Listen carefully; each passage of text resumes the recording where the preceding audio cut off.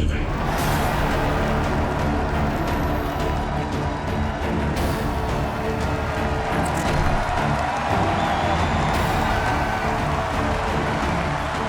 Welcome back to BattleBots, and what a season so far. It has been a roller coaster ride of some serious upsets and exciting new robots, and we're just getting started. And there's nobody I'd rather be doing it with than UFC legend and robot fighting analyst Kenny Florian. Chris, thank you very much. So let's kick off another night of over-the-top robot bashing insanity. Sounds like a plan, my man. Let's take a look at the fight card. We've got an all-star lineup of BattleBots rookies and veterans alike, looking to get the season started off with a bang. Tonight, we'll see the return of one of the hardest-hitting hammerbots in robot fighting history. John Reed is back with Beta. Yeah, Chris, it's been 4 long years since we've seen this legendary bot, and tonight he'll get back in the box to face Victor Soto and one of the most dangerous horizontal spinners on the planet, Rotate. We'll also see the Screaming Goddess versus the Angry Toddler as Valkyrie takes on Tantrum. Now in its 3rd year of competition, builder Leanne Cushing feels like she finally has Valkyrie totally dialed in. And she's hoping it brings her glory as she faces off against Aaron Hill's Tantrum. It's one of the sturdiest bots in this competition. This thing can take a punch and deliver one too. And all that action is leading up to tonight's absolutely electric main event. It's Gruff versus Hypershock. This is a battle between a couple of teams looking to prove that this season they are 2 of the top contenders for the Giant Nut. Gruff is a fearless fire breather still smarting from his razor-close match with Tombstone last season.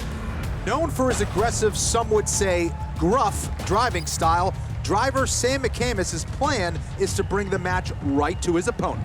And Hypershock is a BattleBots veteran. In a main event fight last season, they nearly took the bite out of Bite Force.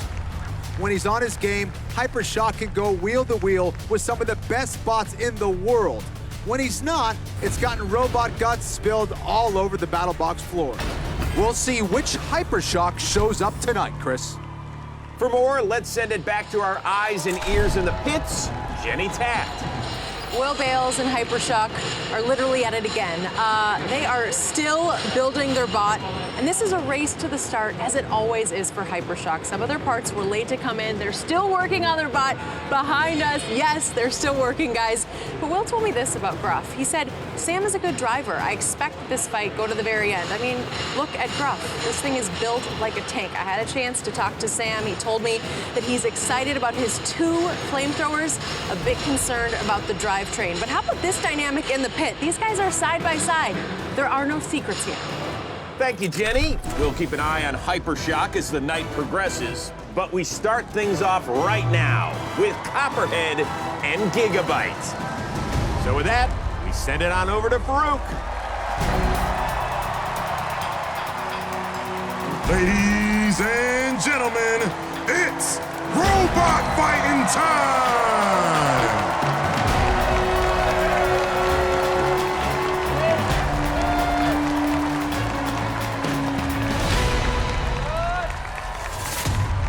In the blue square, this is a full-body spinner. It's totally true.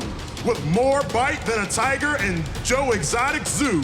Hit you so hard, it will make your bot sting. Proclaim itself the new Tiger King. Hey there, all you cool cats and kittens. It's Gigabyte! Gigabyte 4-4 all time. It's got 3 knockouts. It's been knocked out 3 times. Kenny, we know these full body spinners can dish out the damage, but at times they can be their own worst enemy as well. That's right. This will be John Mladnick's 3rd season with Gigabyte, and he's upgraded the robot with a new and improved shell and a shock-resistant motor. He's hoping to avoid some of the self-inflicted wounds that have been its Achilles heel. In the red square, this bot's one of our best, but I know what you're thinking. The best copperhead's on the penny, and his name is Abe Lincoln. Well, let's grab a coin and play a game. You choose a side, flip it up and catch it. Heads, he wins. Tails, you die. It's Copperhead! Zach Goff and Copperhead 2 and 3 a year ago. This thing can pack a punch. It can take one as well. Yeah, and he believes this first fight is really going to define whether his bot is legit or not.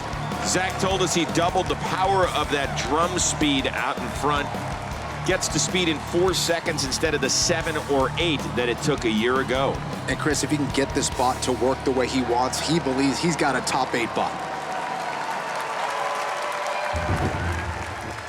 We did all sit and watch all 5 fights that we could find from last season of Copperhead. He has bigger exposed wheels. I like the big exposed wheels because if we hit him and he spins and he gets more hits from the shell, we can knock wheels off or tweak those wheels. And once we do that, I think that's over. So what we've done for this Gigabyte match is welded on a new front wedge piece that kind of ties the forks together, and it'll make it a lot less likely to break open one of our side rails like you saw in the Kronos fight from last year. Now I noticed they actually increased the height of their teeth, so they're not going to be hitting low anymore. Kind of gave us a nice little grab bar because it's right at the right height for us to catch a tooth and send them through the air. So I'm kind of wondering why they did that, but maybe they'll have some more surprises for us.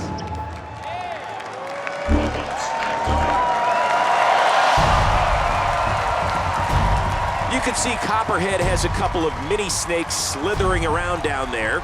We'll see if those nuisance spots can distract Gigabyte. A few seasons ago, Zach Goff made it to the quarterfinals. So what does 2020 have in store? Well, Chris, both of these bots have the potential to move into that elite class of teams this season. Both have a lot to prove. Blue team ready. Hit it.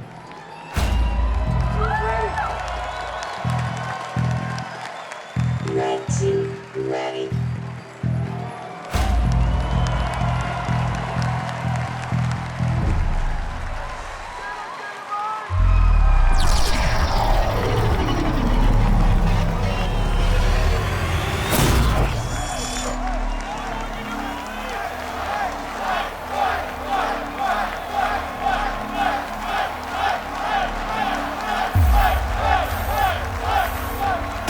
Let the bot battle begin, and a big-time box run by Copperhead, and the self-righting mechanism on Gigabyte is now off. Oh, that is amazing. Without that attachment, Gigabyte is now driving blind, Chris. That was their directional indicator. The floor is ice. Both these teams having trouble with traction on the battle box floor. I think it was a big mistake that Gigabyte stayed over close to the edge of the box there, Chris. But can Copperhead take advantage? Gigabyte still spinning, swatting away those nuisance spots, but in big trouble. Copperhead trying to line him up for another big shot. That was a massive hit. The shell is off the Gigabyte. This fight is over. This is unbelievable. The box might be over too. We've got glass shards all over the box. We've got Gigabyte's head in one area, its body in another.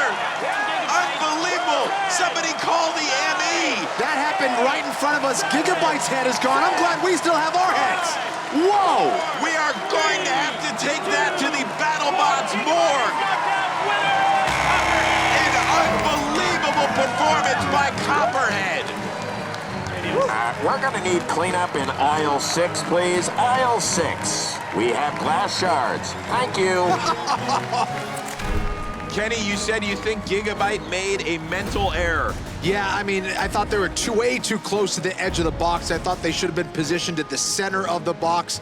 They were kind of a sitting duck there. Copperhead, once it got controlled over their bot, they went in for the kill. And here's that kill shot right there. Right into your living room, folks. Unbelievable. There goes the head. There goes some lights in the battle box. What a shot. If you blinked, you missed it. That's how much energy is inside that battle box. Copperhead, what a beast. We talked about the amount of energy that would be on display inside the battle box. You saw it. Zach Goff. Zach, what is it like to decapitate another robot? Feels good. It feels great. This was the match that we were all scared about. It kind of sets our trajectory, I think, for the rest of the fights. So I'm so stoked that God, it just came right off, didn't it? Zach, you said that this fight was going to tell you a lot about your bot and what it can do. So what's your assessment? Yeah, I think this is a really great sign for us. We get to advance, we get that first win, get some momentum, took some massive hits and held up, so it performed, how we were hoping. So I'm excited for our next match. I'm feeling really good. How do you celebrate decapitating another bot? That's dark. That's real dark. You got win number 1. We'll see you down the line. Thank you. That's great. So Copperhead definitely answered some questions about itself. No doubt about it. It's durable. It has a very potent weapon. It was spectacular. Sensational as well. All right, coming up, we've got a night filled with so much action, the only thing we're missing is Arnold Schwarzenegger. Up next, it's the Frozen Tundra versus Sin City. We'll see Sub-Zero take on newcomer Jackpot as BattleBots Fight Night continues.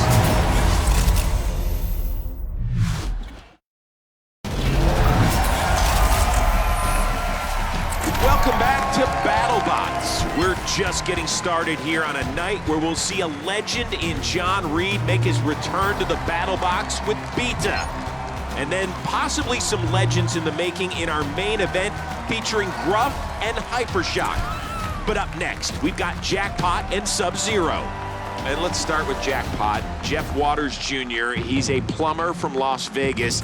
If you need to build a bot on a budget and on time, he's your guy. He only sunk $4 grand into this robot, and he built it in a month's time. Can't wait to see what it'll do.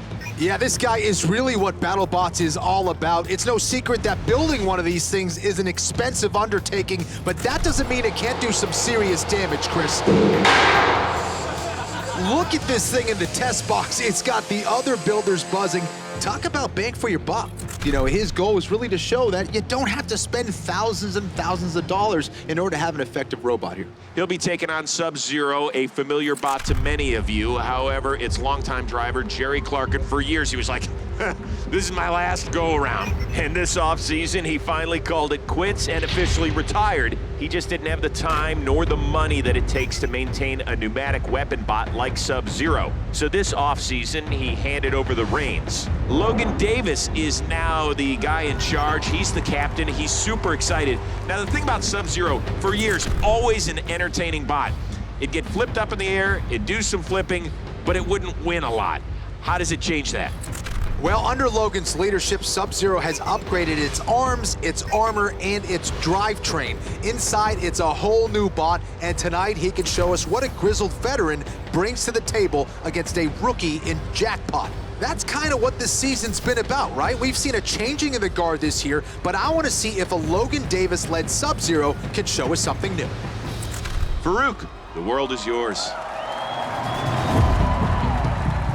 In the blue square from Las Vegas, Nevada, place your bets. It's Jackpot!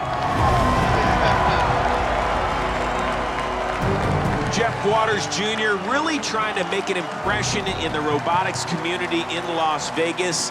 A win or two would do that, and boy, he's got it decked out to the nines. He sure does, and his excitement level is at 10. So excited to be here at BattleBots. Looks like the crowd is excited to see it in action, too. In the red square from Dallas, Texas, it's the serial killer, Sub-Zero! We mentioned always one of the most entertaining bots. And again, while this is his first year as team captain, Logan Davis has been driving Sub-Zero for the last 15 years. Yeah, Chris, and with Sub-Zero under the 250-pound weight limit, they're using those extra pounds on their flame-spewing drone, Spitfire, a little fire and ice for this team. We've got Sub-Zero. We're going to make sure we have the ground game against them. We've incorporated a little bit of wedgelets in the front of our bot. I know they're probably going to employ some type of box rush against us. If we get under them, they can't flip us. If we win this fight, that'd be huge for us. It'd be the first match of my BattleBots career. Sub-Zero, all I have to say to you is watch out. all bets are off. Jackpot is probably one of the meanest vertical spinners we have here. I've got to be patient. I've got to find my opening. There is a lot of pressure in becoming a new team captain. It's making those important decisions that will either win or lose that fight. Pressure's never been higher.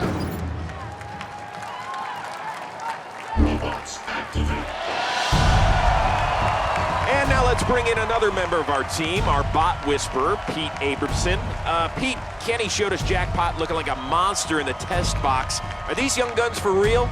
Yes, there is so much fear over Jackpot in the pits right now. Nobody really knows what it can do, and everybody's actually kind of frightened and think this is the next death roll right here. This is gonna rock, guys.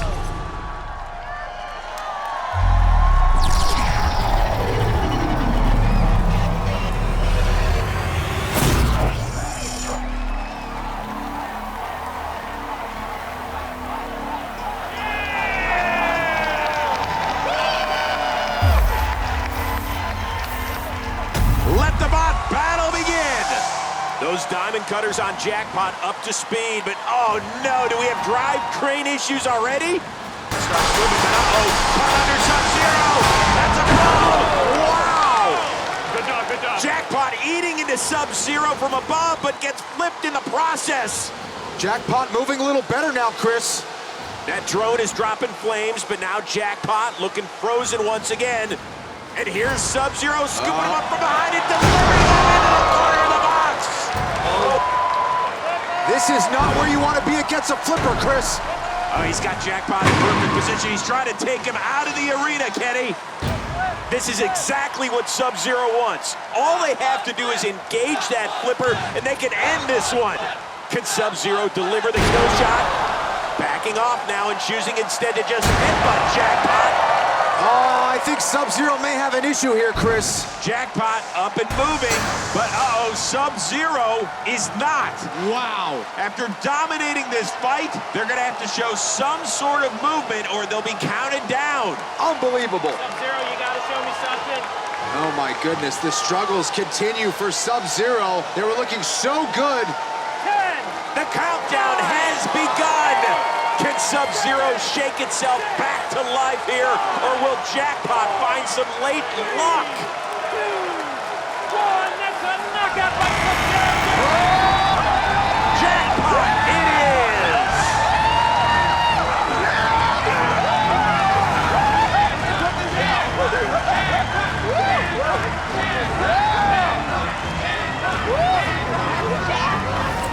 Well, Kenny, that wasn't pretty, but a win's a win. Yeah, Jackpot started the fight off with some drivetrain issues, which allowed Sub-Zero to land some big blows and really control the fight early on. And it looked like they were just one flip away from launching them out of the battle box, Chris. And then the tables turned. Yeah, as Jackpot was looking into the jaws of defeat, Sub-Zero just stopped working. And that allowed Jackpot to squeak by with the win. Logan Davis was hoping to change Sub-Zero's reliability issues this year. So far, that hasn't happened. We're going out tonight. So Sub-Zero starts the season off on a cold streak. If you're Logan Davis and Sub-Zero, you got to be sitting there scratching your head. They were dominating this fight. They were dominating the fight, so I think with some tweaks there, they can come back and get some wins here. Got to get that flipper working at some point in the near future. But we're just getting started here on BattleBots. Tonight, it all leads up to a matchup with a couple of fan favorites. It's Flash versus Flames when Gruff takes on Hypershock in tonight's main event.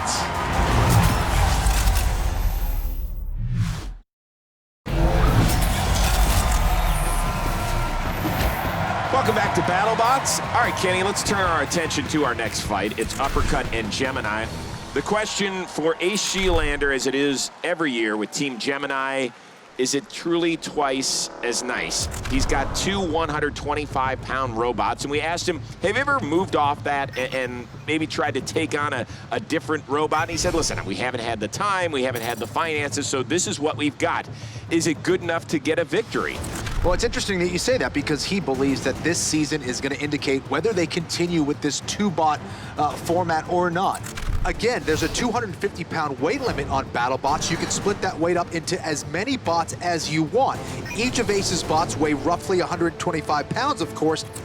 They don't do well this season. They're probably just going to abandon this and then kind of build a whole different bot. So it really is do or die for them.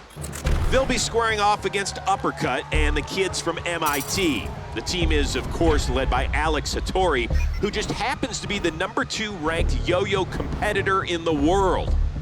Last year, an amazing BattleBots debut. They won 4 matches. They made it to the top 16 before getting ousted by the eventual champion Bite Force.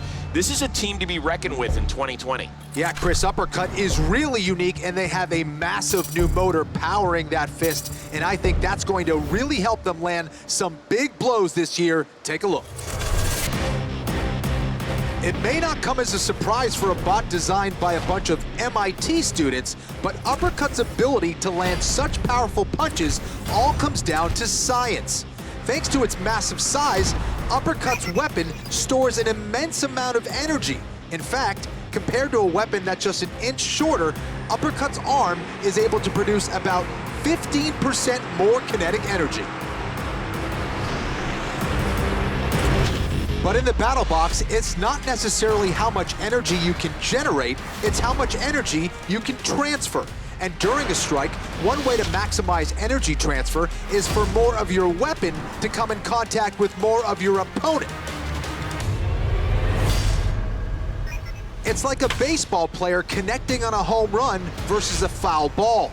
Indirect contact doesn't send the ball very far, but when the bat connects with more of the ball, more energy is transferred. Uppercut's able to do this by getting closer to an opponent before their weapon makes contact. Compared to a double-sided weapon, Uppercut's single fist is in the strike zone for a smaller amount of time. That means they can continue to get closer to an opponent as their weapon finishes its rotation. And compared to a bot like Endgame, if an opponent approaches at 5 miles per hour, Uppercut's able to get 4 times closer before they make contact. And that increases the chances that the strike goes from a foul tip to a home run. And unlike last season when they landed a strike, thanks to an entirely new weapon motor, Uppercut is now able to get back to its top speed insanely fast. In fact, in the test box, we clocked their weapon reaching its peak rotational velocity in just 1.76 seconds. That's about 30% faster than the weapon of a bot like Tombstone. And it's actually so fast that when we wired up their weapon with an accelerometer, it actually broke our sensor. So this season, when Uppercut's throwing punches, they're not going to be throwing jabs. They'll be throwing haymakers. Wow. We'll see how that matches up against Gemini's 2-bot approach. Farouk, take it away. In the blue square, from Cambridge, Massachusetts, it's the Fist of Robotic Fury, Uppercut.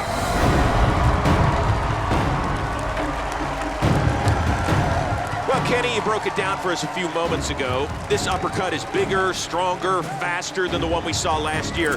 Think that'll be enough for the MIT kids to avoid a sophomore slump? Well, I've been impressed with what I've seen so far, but it's one thing to break an accelerometer during testing. The battle box is a whole different story, Chris. In the red square, from Joshua Tree, California, the Zodiac Robot Killer, Gemini.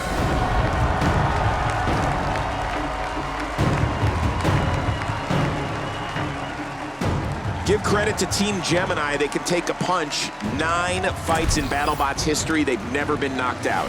Yeah, that's right. You know, they are very durable, and because they have 2 bots, it's harder to take them out. But they're looking to do some damage, too. They're using bar spinners that are 4 times heavier than the ones they used last year.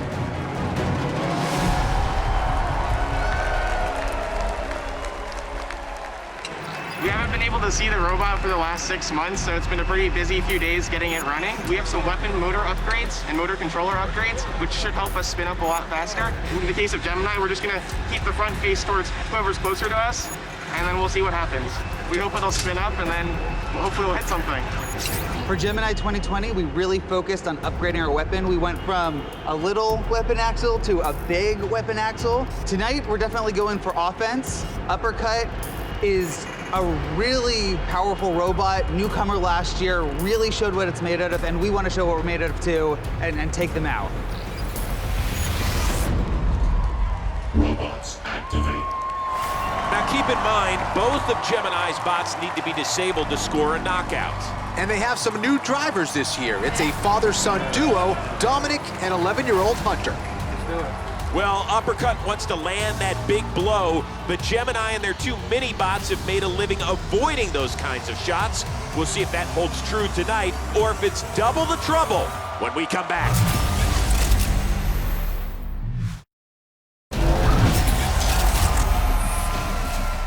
Welcome back to BattleBots. We've got two bots with their engines roaring and ready to go. It is Uppercut versus Gemini.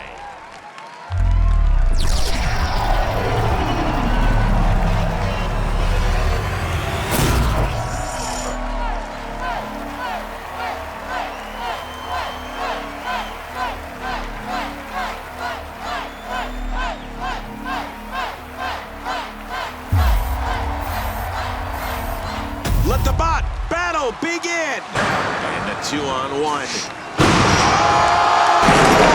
Pumped it out of the arena.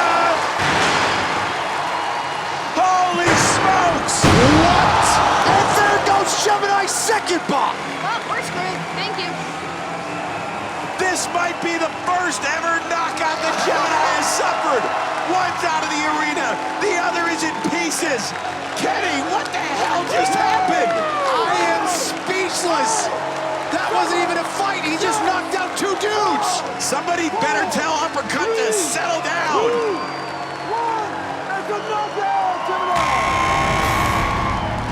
Wow.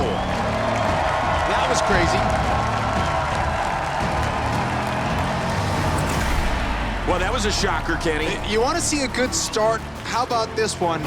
Wham, bam, thank you, can. Out of here. Look at that shot. That was just ridiculous. Maybe breaking our sensor was a sign of things to come for Uppercut, Chris. Uppercut able to get so close to those mini-bots and just throw haymaker after haymaker. And if you're Gemini, not what you want to see. Uppercut ending their no knockout streak in spectacular fashion. Took out both of his bots in like 10 seconds. It was like Patrick Swayze in Roadhouse. Look at that. See ya. Thanks for playing. Alex Hattori, explain to us what just happened. The robot spun. That's all we could hope for. We wanted to spin up that blade. We wanted to just touch the robot somewhere, and that's what happened. When you punt your opponent across the arena and out of the box, what does that feel like?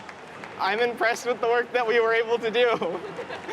We haven't seen Uppercut in the past 6 months, so we just started putting it back together 3 days ago, and now I guess it works. Now, you were able to do that against a bot that weighed 125 pounds. You took out each of them.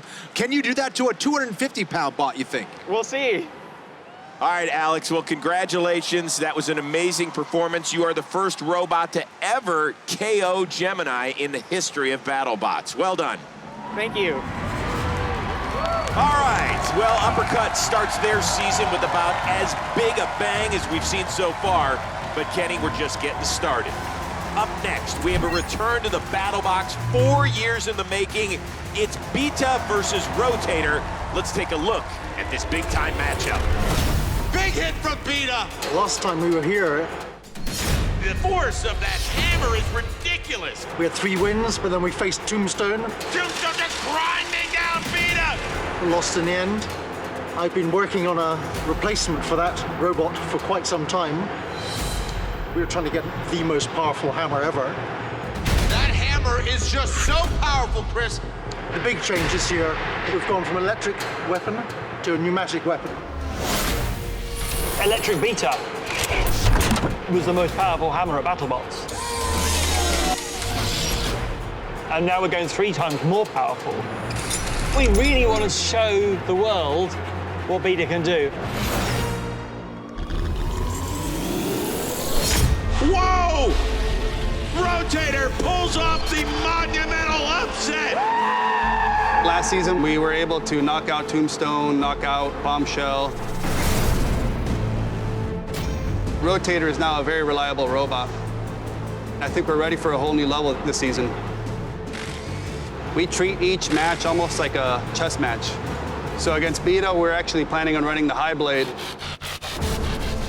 So if he comes and strikes down on us, he's going to have to go through our blade to really hit our frame. Victor is a brilliant strategist, and Rotator is on a similar level to Tombstone. But if he's running the bar on top, it would be insanity to fire the hammer into that. Tombstone just chopped off the base of Beta's hammer. Now, we do have a little surprise for him, which he doesn't know about, which is metal top armor. The strategy will be to turn him over and then hit him from the underneath. Beta's a very defensive robot. They have good armor. I don't expect to go through that armor. I'm expecting to go underneath it or over it. Rotator! New Beta hits with a force of 4 kilojoules, which is equivalent of dropping a washing machine on you from about 5 meters up. It's Beta! I'm actually expecting a 3-minute brawl with them. I challenge anyone to come up and build a better hammer than us. And we'll see that fight when we come back on BattleBots.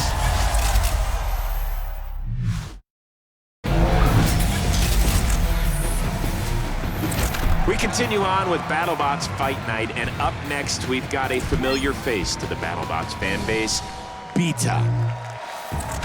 John Reed, Gabriel Stroud have brought this bot back stateside. The last time we saw it was in 2016.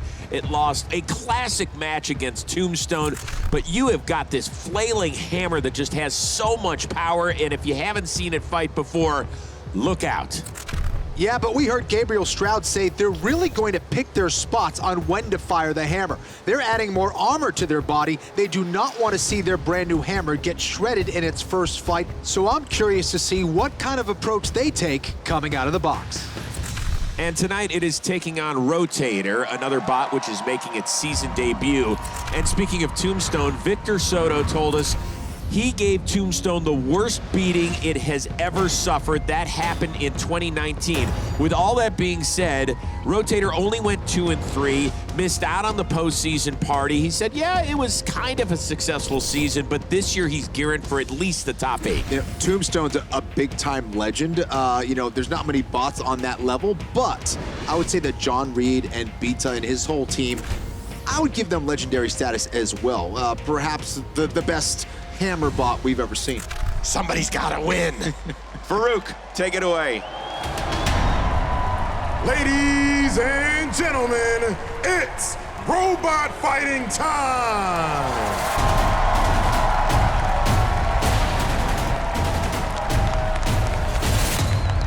In the blue square, the hammer bot from the land of Camelot. It's so dashing, even the Brits think, well, isn't it smashing? The heavy-hitting Britain, Beta!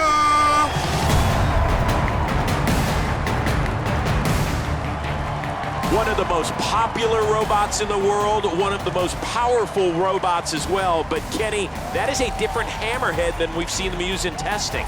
Well, that's part of their defensive strategy I was talking about, Chris. That's a lighter weight pill. The weight they save there is being put into their front armor. They're expecting to take some shots from Rotator. In the red square, he fills prescriptions for pain like he was a pharmacist. And last year, he set Tombstone ablaze like he was an arsonist. He really turned heads, and he did it with ease. And it's only right the fire was 360 degrees, because he's Rotator!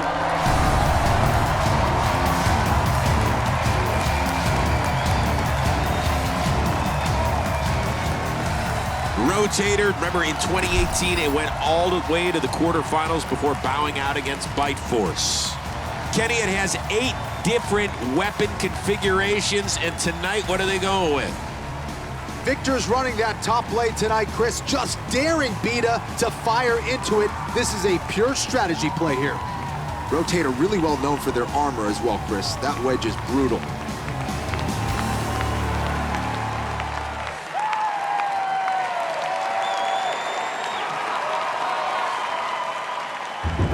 Well, Beta has gone from an electric to a pneumatic hammer, but their upgrades didn't stop there, Pete. What else is new with the robot? Can I geek out for a brief moment here? Because this robot has really brought some new stuff to the table. One of the things they've got is the wheels will retract up inside the robot, sucking with magnetic force the plate of the bottom right to the floor of the battle box, allowing them to really strike hard with the hammer and not leap up into the air. I cannot wait for this. Chris, I think that all means the hammer can hit even harder. Okay, guys. Good luck. Okay. Robots activate.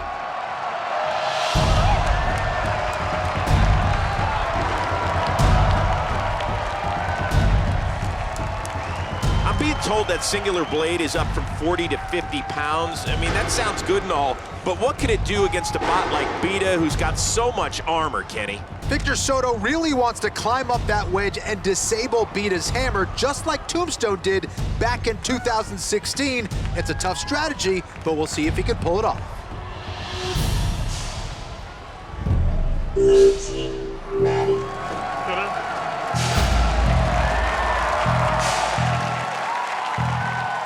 Red team ready.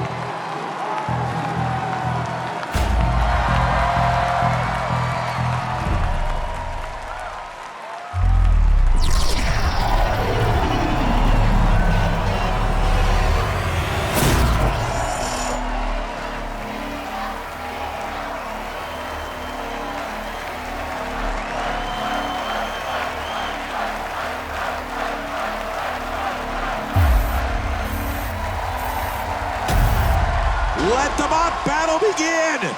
Rotator's weapon ramping up to speed. Beta tried a little box rush, wanting to dictate the pace early, trying to line up that hammer shot. Oh! And Beta rams Rotator with that giant front wedge. Now delivers him into the corner of the box. Sparks flying as Rotator's blade makes contact with the battle box floor. Oh! On again. Rotator has to be careful to not let Beta rush them around too violently here, Chris. We've seen horizontal spinners catch a blade on the floor and blow themselves up before. 45 seconds into this fight. When's Beta gonna fire that hammer? It is so explosive. Yeah, Beta definitely choosing to bide their time with that hammer. They've got the wedge working right now, Chris. Uh-oh! Oh! And Beta uses Rotator's disc against itself. Exactly what I was talking about, Chris. Things can get very dicey for Rotator if they allow themselves to get bullied like that. And here it is again. John Reed slams Rotator into the side of the box. Rotator retreats with that blade still spinning. And now going for a ride. Oh! My goodness, Rotator can take some serious punishment. Beta with some amazing driving skill. John Reed on fire right now. Oh! Kenny, it's amazing. 90 seconds into this fight, Beta has yet to fire that hammer. He's trying to slow down Rotator, and then he's going to pour on the heat with that hammer, Chris. Yeah, but when? We are closing in on 1 minute to go. Whoa! He's waiting for that primary weapon, a Rotator, to slow down. I mean, Beta is trying to pin Rotator in the corner against the rails. It's not really working all that great, though. He's got to be careful because if he does fire that weapon arm could be vulnerable to that horizontal spinner or Rotator, but yeah, I mean, he's got to start landing some damage. It's gone! The hammerhead is gone! That's exactly what I was talking about. I think that's what he was worried about. So without firing the hammerhead one time, John Reed's weapon is gone. Can Beta win this fight without an active weapon? This is going to be fascinating, Chris. Beta has been in control, but Rotator may have just pulled ahead with one swing of that blade. But look at the driving by Beta. Able to keep Rotator off balance. Incredible that Rotator's weapon is still working after all this contact. That thing is indestructible, never stops. We're in the final few seconds. And Beta continues to push Rotator around. Will it be enough to secure the victory? Well done. That was awesome. Victor Soto seems super excited, but this one is in the hands of the judges. So remember, there are 3 different categories. 5 points for damage, 3 for aggression, 3 for control. Kenny, did you ever think you'd see a fight with Beta where he wouldn't fire his hammer? I mean, yeah, I was really confused by that at first, but then when you saw that horizontal blade spinning, I don't think he wanted to take that risk. And we saw as soon as it made contact with the weapon armor with the tip of that hammer, we saw it just fly straight off. But I thought that by far Beta won the control aspect of that fight. I thought Rotator was going for a ride repeatedly throughout that fight. I thought the wedge of Beta was doing a great job. So as far as control, aggression, I kind of give that aspect to Beta, but certainly losing your primary weapon did not look good. That's a lot of damage, and it was done by the primary weapon of Rotator. This is a really close fight. So let's go to Farouk to announce the winner. The results from the judges are in. We have a split decision. Judge Derek scored the battle for Beta.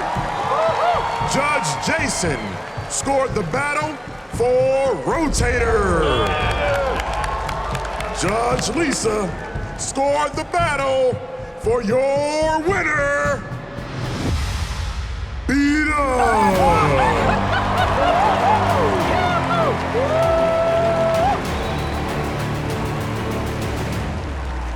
John Reed, Gabriel Stroud. How you doing?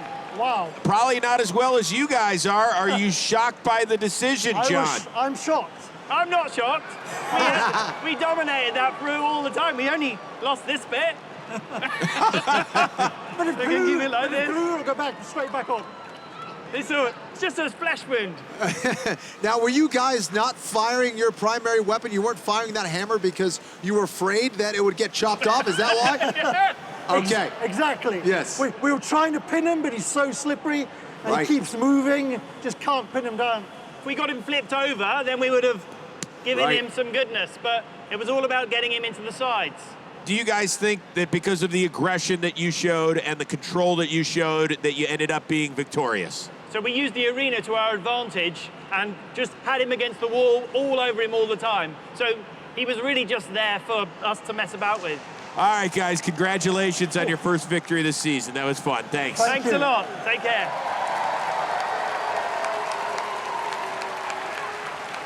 Victor Soto, the look on your face says it all. Are you shocked it didn't go your way? I'm pretty shocked, yeah. Why? Although Beta was doing a good job pushing us around, I think we had some good control points at certain points in the match. And damage is supposed to be the biggest factor, and we did a lot of damage. They did no damage to us. They're holding the weapon they never fired in their hands, and we have maybe some scratches.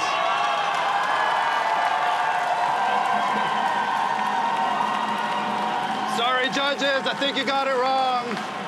All right, well, it's a long season, my friend. Just the beginning here. Victor Soto, it's good to have you back on BattleBots. We'll see you down the road. Thank you. Yeah, man. I couldn't do better than that. Well, Kenny, this is proof that two people might sit next to each other and watch the same event and see it very differently.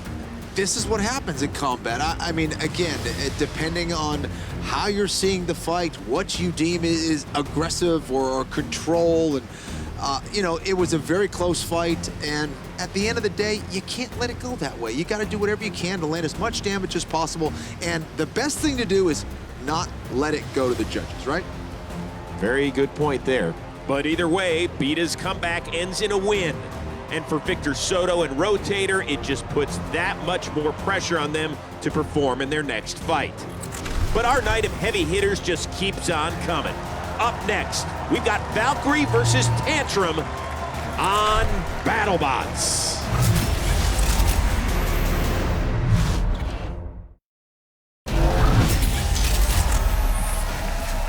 We are back on BattleBots Fight Night. Up next, we have a marquee matchup as Valkyrie takes on Tantrum. But first, let's bring in Jenny Taft, who has got much more on that controversial decision that favored Beta, went down to the wire, went to the judges' scorecard, and there were a lot of oohs and ahs when Beta ended up winning, even though it didn't use its main weapon back there. What was everybody's response? Well, guys, it is a tense moment back here in the pits as some of the builders have started to gather, express their frustration about that controversial decision. And the question is, to win a fight, do you have to fire your primary weapon? Rules say you have to have an active weapon going into the fight, but nothing about using it. Why have one if you're not going to use it? No offense to John, he did an amazing job driving, but from the judge's perspective, if the robot never uses its weapon, it's essentially a sumo bot. This isn't Sumo Wars, this is battle bots. I don't care what the rule set is as long as it's consistent, because I don't feel it is. This is not backyard fun time robots. This is BattleBots. This is supposed to be the Nate Plus Ultra of events where you have to have a weapon to get in here. There's a requirement. There's an application process. There are a whole bunch of robots that didn't make it here because they were deemed to not have a sufficiently effective weapon. So how the hell can you go into there and not use one? But that's what it's all about. You don't have to do that anymore. There are a lot of opinions. There's a lot to discuss. And frankly, I'm going to let everyone cool off right now, guys. Wow, things are getting pretty serious down there. Thanks, Jenny. Victor Soto told us at the beginning of the season, he said, I am going to be ticked off if I don't make it to the top 8. He is 0-1 after his first fight of the season. And tough to move on from a controversial fight like that. But you know our next two teams will be looking to avoid a judge's decision. Right now, we've got a matchup between Valkyrie and Tantrum. So let's start with Valkyrie and Leanne Cushing. We met with her before the fights and we said, hey, listen, Leanne, you didn't make the round of 16 2 years ago. She said, thanks for reminding me. I said, you didn't make the round of 16 a year ago. She looked at us and said, thanks for reminding me. How do they take that next step? Because they're a really well-driven bot. They've got a ton of weapons that they can play with as well. You know how to push buttons, don't you? I do. You know, you could see, you know, when you were talking to her that she was upset about that, but she has spent a lot of time improving her bot. And not only that, she spent a lot of time studying strategies and looking what other bots bring to the table on Fight Night. Taking on Aaron Hill and Tantrum, and this bot has been with us the last few years, and the indelible image of it is when it fought Tombstone and it had its fist cut off, and it ended up in that post right behind our heads.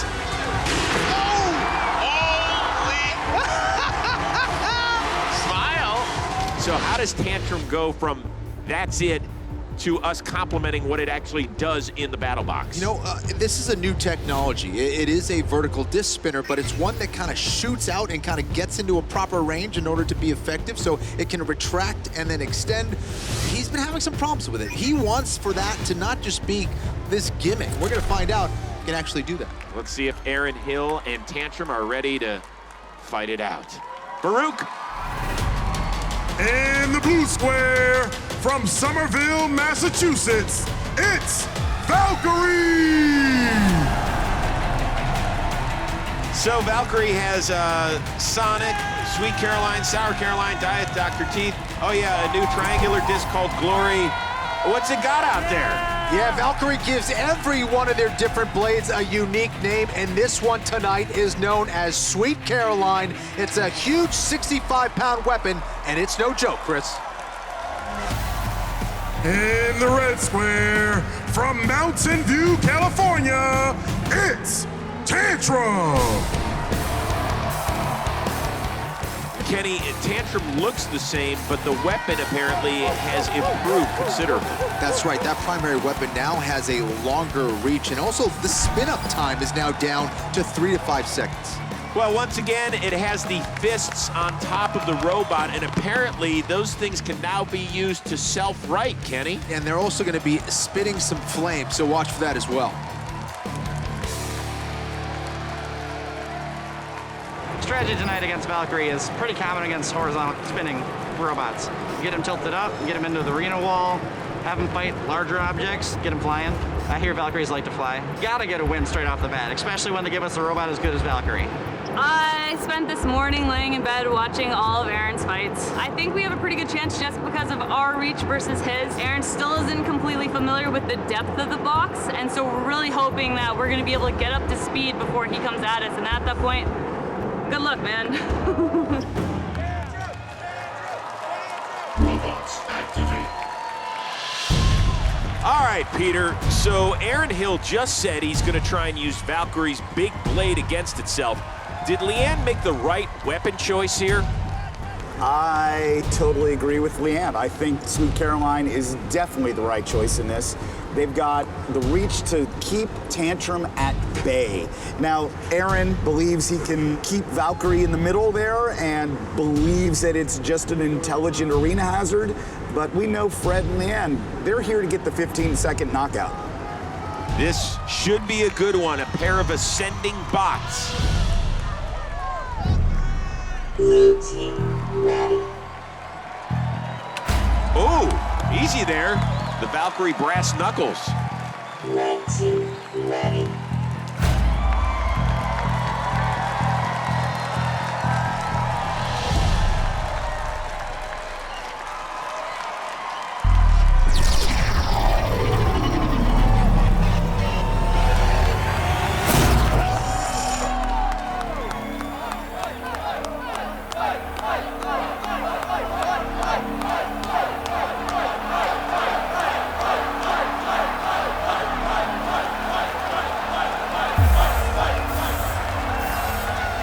Let the box battle begin, and here comes Tantrum. Right out of the box, big hit, went all the way across the box. Tantrum is targeting Valkyrie's weapon, Chris. No fear. Now Valkyrie looking for some payback, runs that big disc over the top of Tantrum. But Tantrum punching right back, throwing Valkyrie into the screws. Whoa, man, oh man. And uh-oh, Valkyrie's weapon is stopped moving momentarily. This is exactly what Beta was trying to do to rotate. This is right in front of us. Tantrum doing a great job utilizing the battle box to its advantage. Yeah, with that weapon down, Tantrum is free to go to work now, Chris. And there you see it as Tantrum gives Valkyrie a ride across the battle box. It has been all Tantrum here to open this match. Yeah, Frederick Moore, the veteran driver, has got to do something to get Valkyrie back to the center of the box. Instead, it is caught under the pulverizer and really not moving well at all. Yeah, look for Tantrum to get their vertical disc going here. They did take some damage to the top of the bot. Hopefully that weapon is still functional. There it is, Kenny. You hear that spinner firing up as these two go for a waltz. And now, look who's raising the fist. Tantrum trying to take Valkyrie for a ride. Their spinner is active, but I'm not sure they can deliver it into Valkyrie. Almost midway through this fight, it has been all Tantrum so far. Just keep driving, keep driving, keep driving. You can hear Leanne Cushing imploring her driver, Fred. Oh, keep going, keep pushing. Uh-oh. Oh, yes! Tantrum has dominated, Chris, but like Beta, it hasn't used its primary weapon. And I know we just had a controversial decision, but let's remember, in the damage category, it's heavily weighted to what you do with your active weapon. And so far, that vertical disc spinner hasn't done the substantial damage to Valkyrie. Instead, it's really been the battle box. Under a minute to go. Both bots circling the drain here in the center of the box. It would seem at the moment, at least, that Tantrum has done enough to secure the victory. But look at this! Tantrum is suddenly lifeless. Not sure their motor's working. Kenny, this is a huge problem because Tantrum has stopped moving. Uh-oh. The referee imploring Team Tantrum show it some kind of movement or the countdown's going to start, and it has. Tantrum trying to come back to life, but I don't think it's going to happen, Chris. The fists are waving, but they're waving bye-bye as in I'm done.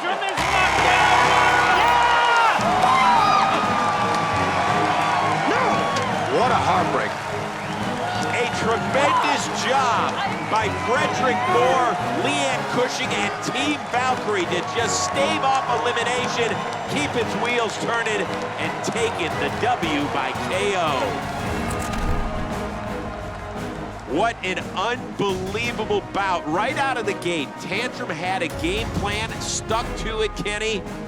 Got the pop early on, and when Valkyrie hit the screws, you knew that they were going the wrong direction. Yeah, that's right. You know, both teams really got some great hits to start out the fight, but it was Tantrum who started to take over and looked like he was gonna come back with an unbelievable win. But right here is where the tide starts to turn. Tantrum doing a great job of bullying Valkyrie around the battle box, but all of a sudden, it just stopped moving. All that energy, all those hits, all that power came to a complete halt. And this is why it is so critical to have a veteran driver that will not panic. Even when you think you're down, you are never out.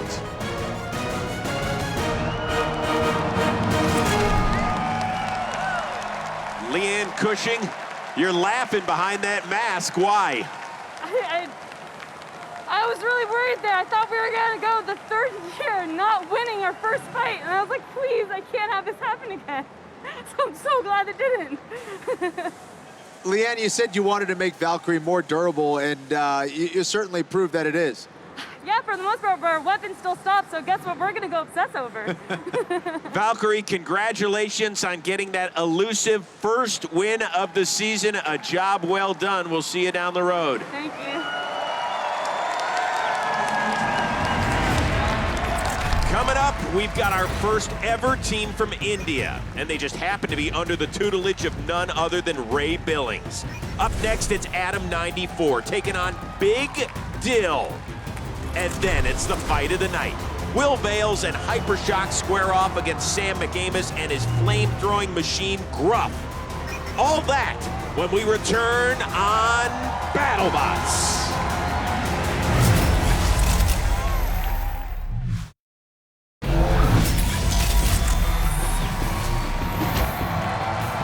We are back on BattleBots Fight Night.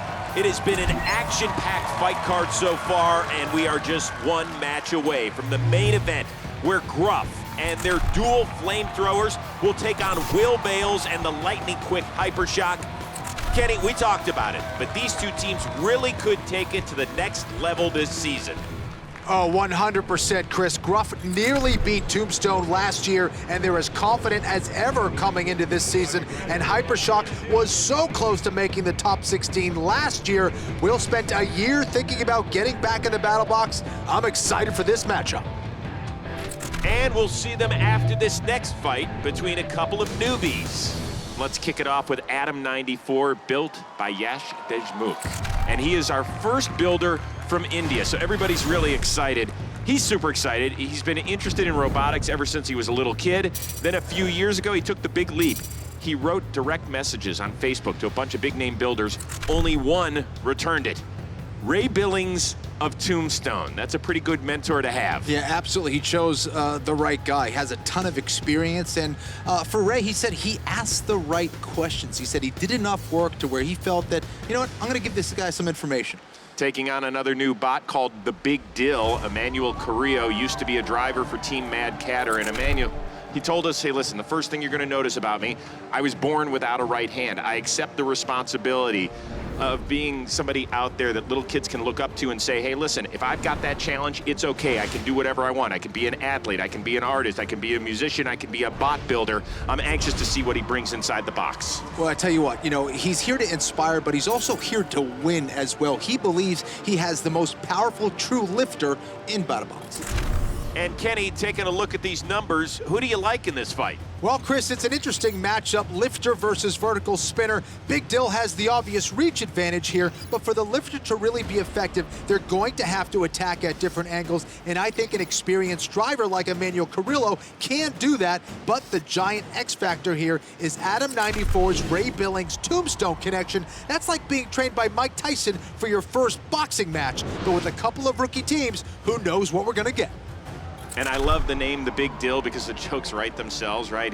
He's caught in a pickle.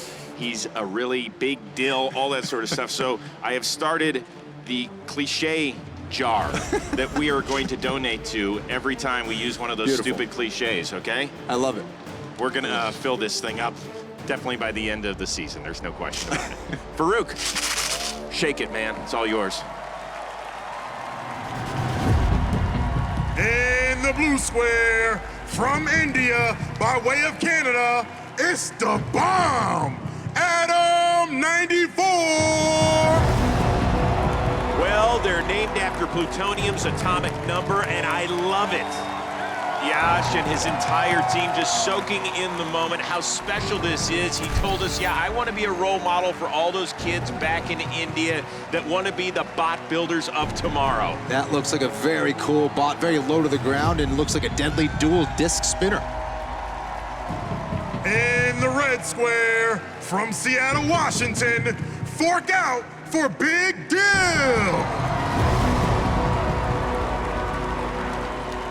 Big Dill, led by 31-year-old industrial designer Emmanuel Carrillo. He said, hey, if we can ruin some days, that'd be solid. He really wants to upset some big teams, so he does have realistic expectations being a first-time captain here at BattleBots, but I think a lot of people believe it can go pretty far.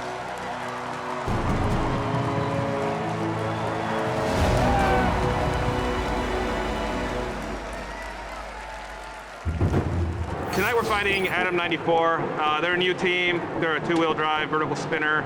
We have these super long reach forks. They're a little drumette. They don't have much reach. We're gonna fight this fight 2 feet in front of us, and they're gonna have no chance. The primary weapon which we are using today, it's like the fastest speed which we can go till now, and just near to the 250 miles barrier there. The hit's gonna be insane. I hope that I'm gonna see the Big Deal flying in sky in arenas today. This is my dream come true moment right now. Robots activate. All right, so we've got a couple of unknowns. That's why we bring in Peter, our bot whisperer. Pete, what do you got? Well, Big Dill is planning on being able to use Spicy Meatball, which is the mini bot, to get under Adam 94, allowing Big Dill to come by and get those extra long pickle fork on the end right underneath Adam 94 and get the good scoop. All right, hold the Spicy Meatball. I've got a foot-long turkey with Swiss coming. Thank you, Pete. Blue team ready.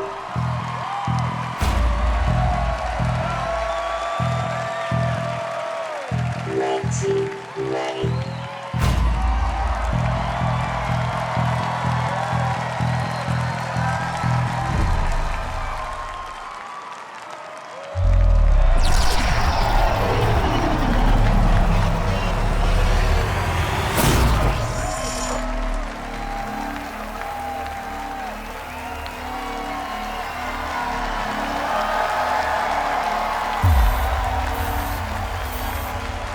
Let the bot battle begin.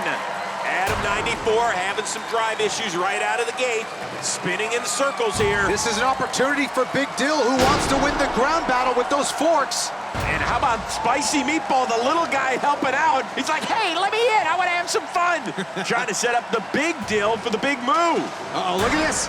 And here's Big Dill able to invert Adam 94. Can itself right. Hey, see if you can kind of get under there. Adam 94 is smoking a bit, but it is driving on its head. Big Dill very much in control so far, Chris. Oh, and Big Dill with full control now, lifting a flailing Adam 94 above the battle box. Adam 94 has got to flip itself back over. Uh-oh, you're seeing some smoke start to come from the inside of Adam 94. There it is, and that fork is tied up in the belts of Adam 94 right now. How about the strength of the Big Dill? He is a really big deal. There, I'm donating. Those long serrated forks on Big Dill have been very effective so far, Kenny.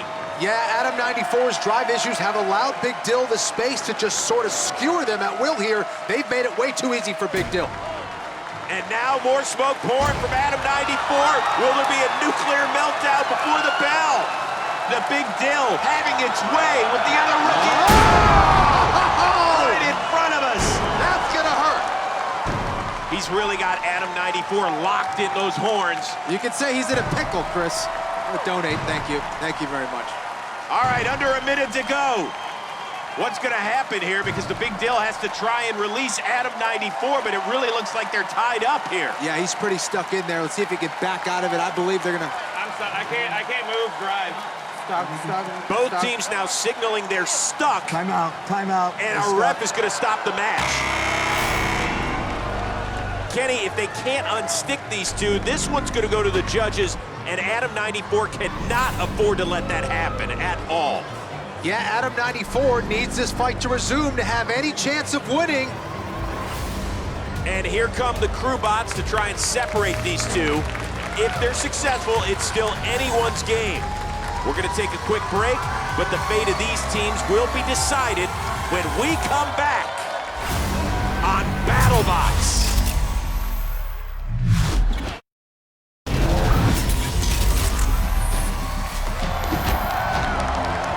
Welcome back to BattleBots, where Adam 94 and Big Deal are in a bit of a pickle. After a collision, these bots got stuck and the match had to be stopped. Timeout, they're stuck. And you're not gonna believe this, but we cannot get these two unstuck, Kenny. You ever seen anything like this in the octagon? Well, I've been putting a pretzel about a million different ways, Chris, but I've never seen anything like this. As stated in the BattleBots bylaws, section 7.510-A, if two bots cannot be separated after becoming entangled, this thing has to go to the judges. Judges seeing a lot of action tonight. So we say hello again to former BattleBots participants, Jason Bardis, Lisa Winter, and Derek Young. Kenny, he's called the Big Deal, but for Emmanuel Carrillo, most of that fight was kosher. Yeah, Chris, Big Dill was able to do pretty much whatever they wanted to Adam 94. Those forks worked exactly like they wanted them to. With a good driver, a weapon that has a reach advantage like this cannot be underestimated. Adam 94 spent much of its time on its head and really couldn't get that main weapon rolling at all. Had a little smoke break as well.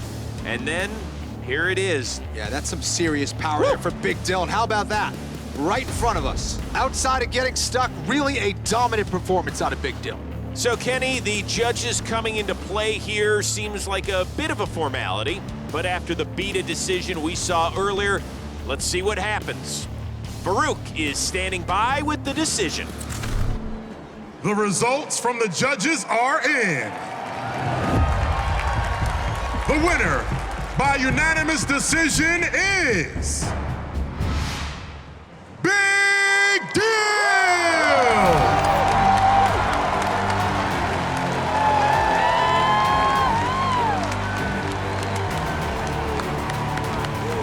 Emmanuel, was that a little victory dance we just saw you do? Oh yeah, it's a big relief to, get a win in and get in there and just perform well enough to get a win. It was an impressive performance, man. As a grappling bot, that's exactly what you need to do, is show that kind of control. Did you expect it to go that way? No. I was expecting Spicy Meatball to do a little bit more and really kind of high center him so we could really just come in and get the perfect grab. We ended up grabbing him in some really, really weird way and, almost had him out of the arena. We ended up kind of getting stuck. I was, so close to just ringing him out. That's the ultimate goal, is to get a bot somewhere stuck on the arena and, make sure it doesn't have to go to the judges all the time. Is it safe to say that you and the other team members from Big Dill are going to relish this win? Oh, for sure. For sure. Yeah, we jammed them up pretty good, and they just had to deal with it, so. Very good. Emmanuel, congratulations. You actually have to make a contribution to our cliche jar now after that terrible joke. There'll be more of them. Very, very good. Well done. And Kenny Florin, you better fill this thing with about 20 or 30 bucks after that one. Relish. Nice work. Well, certainly one of the stranger fights we've seen. But ladies and gentlemen, up next, we've got a matchup between a couple of squads looking to prove that this season they are top contenders for the Giant Nut. It's Gruff versus Hypershock in our main event. Wow, Gruff taking it to Tombstone. Last year we had an epic 3-minute bout with Tombstone. Wow, that was one of the best driving performances I've ever seen. It showed we can go 3 minutes against anybody. Oh! Great shot by Hypershock! You just gave Bite Force its toughest fight, in my opinion. We got some kinks to figure out, but I'm feeling confident. This year's Hypershock is new. It's nothing surprising. We build a new one every year, just like we did last year and the year before that. And the year before that, it's new Hypershocks all the way down. Gruff is kind of a combination of a lifter and a grappler. I am really impressed with the toughness of Gruff. And we definitely have the strongest torch in the field. A lot of teams have like orange fireballs. Ours is blue and hot. That's a flame that comes out at 3,600 degrees Fahrenheit. This year's Hypershock just better armored all around. We should be more powerful. We've upped the voltage on everything. We still have a single disc weapon and a double disc weapon. I personally like the double disc. It allows me to be a little bit more cavalier with the driving. Will Bales and his best friend Chaos have entered the battle box. Yeah! So especially against Gruff, who's just gonna get under you no matter what, we're just gonna run straight at you and have a nice wide open channel to hit you with whatever we gotta do. That was a perfect box rush, Chris. It's Gruff. I really think this is a good matchup for us. The idea is to either like lift and suplex Hypershock. Oh! He's gonna try and throw him out of the arena, Kenny. Or to grab onto him and torch him really good. In this fight, it's gonna get really nice and hot. We'll see that fight when we return on BattleBots.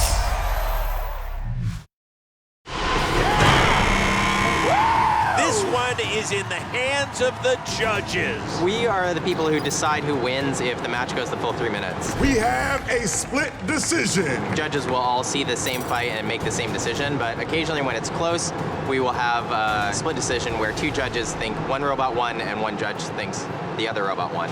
We have 3 categories where we assign points: damage, aggression, and control. It's battle. Damage is the most important. There are 5 points to assign for damage, 3 for aggression, 3 for control. There's a rule that you have to get let into the arena with an active weapon, but nothing stating that you actually have to use it. Kenny, it's amazing. Pete has yet to fire that hammer. Maybe that should be changed, I'm not sure, but if you let it go to the judges, anything can happen. It will be tight. Your winner, Brindle. Sorry, judges, I think you got it wrong.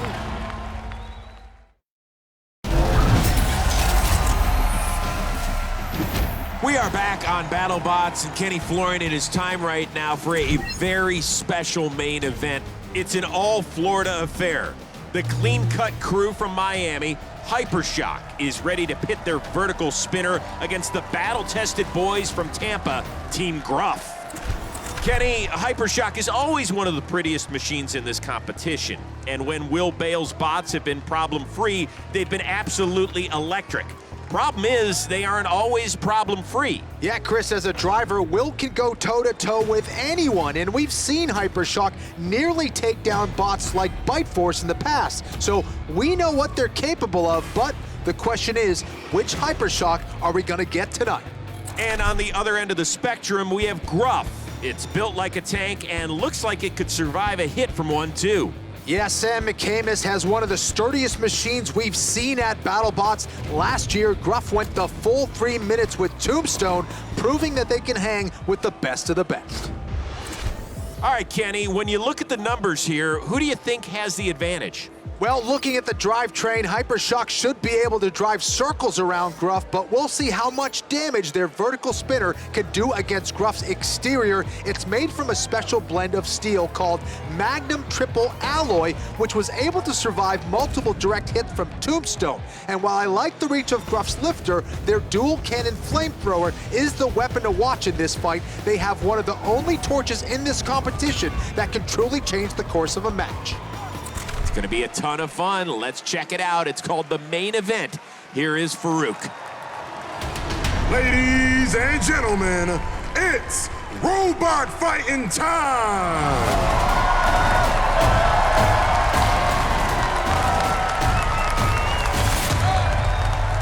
In the blue square, after his bout with Tombstone last year, fans started to talk, and he became the people's champ, just like The Rock. This year, the Giant Nut is the only place he's looking. If you smell what Gruff is cooking.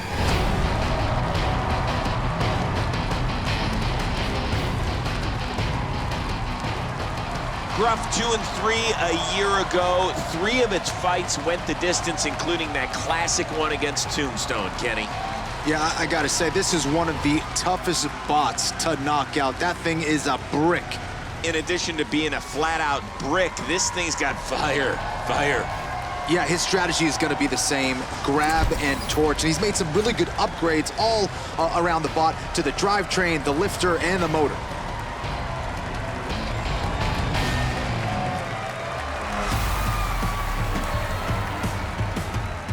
In the red square, it'll charge you like a bill of sales. And when you're broke, wondering why, all I gotta say is, Will Bales. When it rolls, you get rocked. It's Hyper Shock.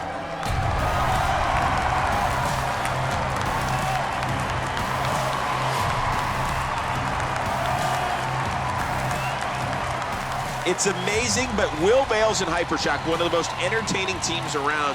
Kenny has never made it to the top 16. Well, he's always had problems, you know, fixing his bots. Always like it comes down to the wire with these guys. But Will told us this was the most legit Hypershock has ever been. And you can see that double blade spinner they're using tonight. It's maybe just a little bit less powerful than the single blade, but it means Will doesn't have to be quite as accurate with his strike. So many finger guns.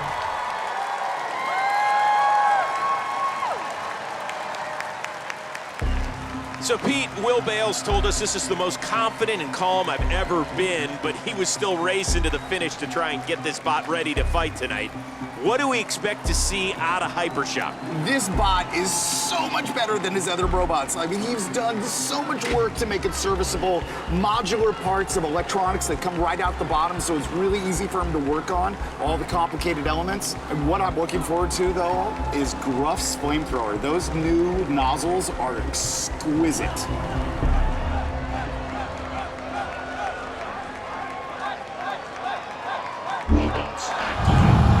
Whoa! Yeah! Sam, that looks really good. That double flamethrower. Show off. Blue team ready.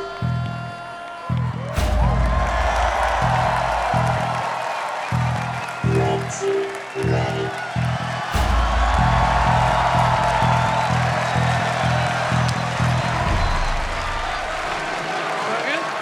Yeah. All right.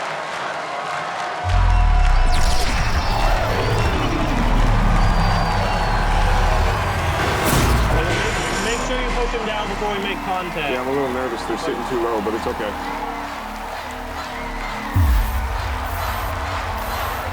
Let the bot battle begin! Bot's beating the center. Oh! Gruff takes a shot and has already shown off the double flamethrower. Yeah, and it's Will Bales showing off with the driving. Oh! Going head on. Doesn't want to do that for too long. Now that could definitely burn up the insides. No question. Hypershock has got it over the corner and pops it on its head.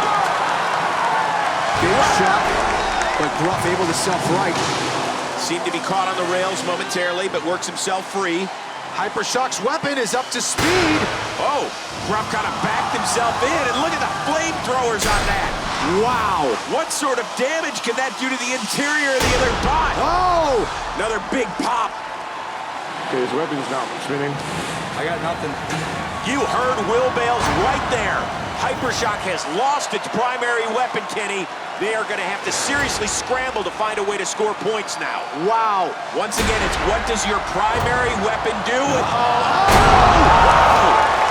great job with Gruff. He has put Hypershock up on the screws. Just like Rotator, Gruff takes out his opponent's weapon. Now he's going to work. And now, Hypershock is actually smoking a bit. Can Will Bales get his bot to move before a count out, or has the flame of Gruff claimed its first victim of the 2020 season? There it is! The countdown has begun! Hypershock is going to end up losing to one Gruff bot.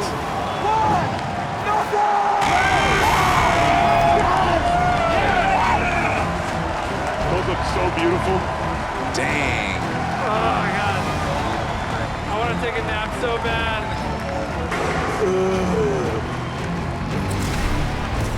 Kenny, Gruff is becoming the type of bot you just don't want to see on your schedule if you're an opposing team. Yeah, this is one tough robot, Chris. That Magnum triple alloy steel seems indestructible. You add that flamethrower to the mix, and Gruff is just a beast. Hypershock did a good job of attacking the flanks, even managed to flip Gruff, but in the end, Sam McAmis' strategy prevailed. Absolutely. Gruff wanted to break Hypershock's weapon. It was tough enough to do that, and it was durable enough to outlast Hypershock. Sometimes robot combat is just that simple.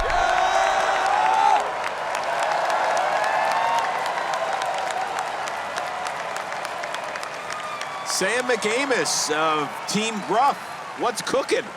Hypershock? Yeah. Is that what's on the menu tonight? Yeah, it looks like we got him pretty good.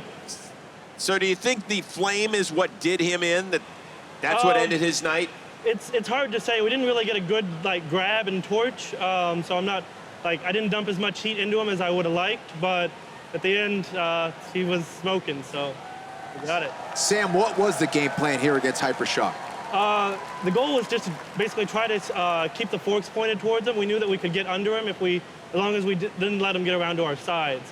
But that happened a couple times. We got some pretty gnarly damage up in the front. So do you think this is quite a first impression for the selection committee as you try to crack the top 32? Yeah, I think it was awesome. It's hard for us to for a lifter or torch to get a KO, and it was nice to get a KO. No question about it. Sam McAmis, congratulations to you and Team Gruff. Thank you.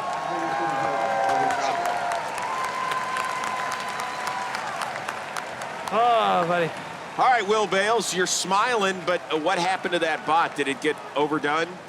For the most part, I think we did a pretty good job.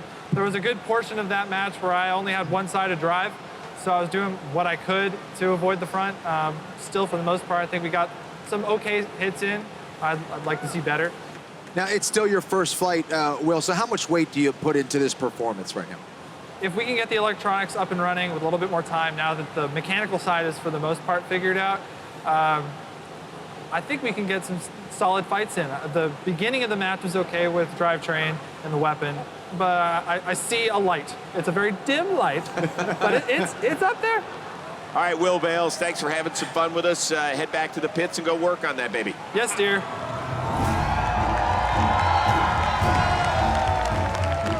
Kenny, we know how tough a bot Gruff was a season ago. A difficult loss against Tombstone. Here, I think they made a point tonight. They definitely made a point. They took out a pretty strong team in Hypershock, and for me, these guys are true underdogs and could go very far in the tournament for sure. All right, what another spectacular night here inside the battle box. We saw a few rookies get their first career wins, some returning bots start their seasons off with a couple of huge KOs, and we witnessed one of the most controversial decisions we've ever seen here on BattleBots. We'll see how the action tonight affects teams as they continue to try to impress the selection committee for those coveted playoff spots. For Farouk, our bot whisperer Peter, Jenny Taft back in the pits, and my man Kenny Florian. I am Chris Rose. We'll see you next time on BattleBots.